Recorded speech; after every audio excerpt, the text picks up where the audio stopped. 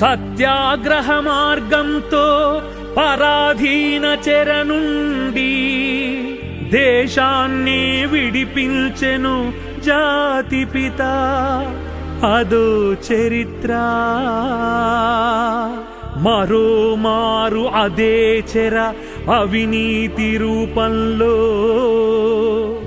దేశాన్ని దోస్తుంటే కదిలాడు మరో మహాత్మా.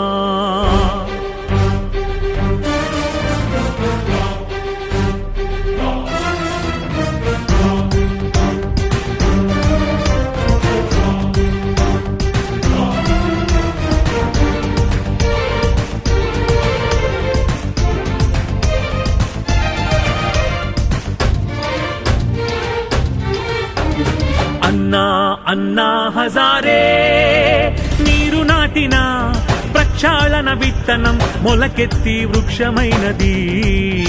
ఆ ఫలాలు అందుకొనగా 100 కోట్ల ప్రజ ఎదురు చూస్తున్నది. అలాంటి తరుణంలో ఆ మహావృక్షాన్ని కూకటి వేళ్లతో పెకిలించాలని చూశారు. వల్ల కాక కొమ్మలు నరికేస్తున్నారు. 1,000,000 ఆంక్షలతో మొక్కుబడి ఆమోదం. సాధించేదేమిటి? అసలు లక్ష్యం గాలికి వదిలి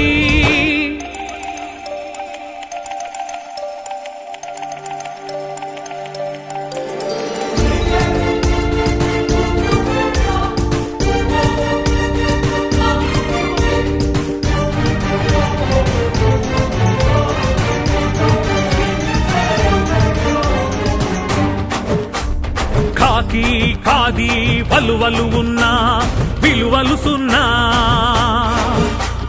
చోటా మోటా పని ఏదైనా లంచంతో పనా. ఇంకానా సాగవులే ఇకపైన. అదిగదిగో వస్తున్నది లోకుపాలు అస్త్రం. ఏమైనా ఎవరిని ఆ పరిధి దాటనివ్వం అంటూ సంబరాలు సాగుతున్న వేళ ఆ సంబరాల సమాధి ముందుగానే సిద్ధమా. ఆపండి ఆపండి అలంకరణ ఆశవానికి. లేదండి లేదండి ప్రాణమనే ఊసుదానికి. బిల్లు తెస్తే అవినీతి పరుల వెన్ను వణుకు పుట్టాలి. బిల్లు ఉంటే ప్రజలందరి బాధలన్నీ తీరాలి. అంతవరకు ఎంతవరకైనా హజారే వెన్నంటి.